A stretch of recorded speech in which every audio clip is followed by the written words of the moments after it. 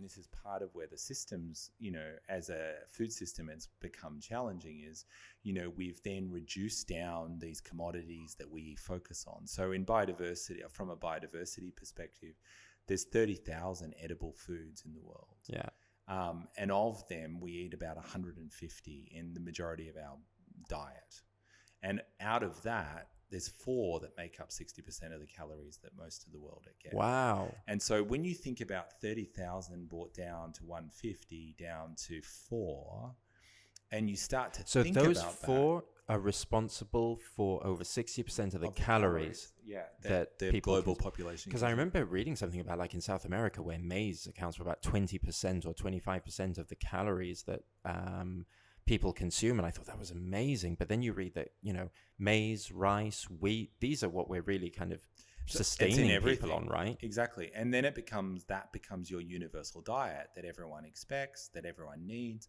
Now, what happens then is we lose our biodiversity. Now, if you know anything about farming, it requires different nutrients. So to grow those 4 crops en masse every year requires lots of inputs, which changes the dynamic of the food. It gets, there's a lot of diseases, resistance, all these kinds of things. Now, there's a lot of research that goes on in the CGIAR system around the world into those crops and different varieties and looking at them. But as the climate's changing, as, things are happening, we're very vulnerable as well, because we're reliant on these So, like, from a food security perspective, right? So, for example, things like bananas. I was reading about this. Bananas, so that we people basically started to kind of go, there was all these varieties of bananas. Yeah. And everyone started to go, well, let's think global market. Everyone wants bananas all year round. Yeah. Let's think how we do it.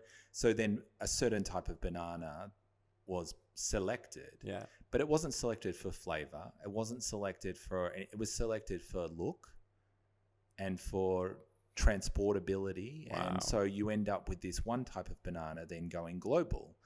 And the problem is then you get one pest attack that banana and you've wiped out your whole banana stock. Wow. Because there's no diversity. So in a field that's diverse, if some pest eats one crop, you get the other one. Or if you've got 2 varieties, something happens. So when we've reduced down our biodiversity, and this also ties back to seasonality, you end up with this.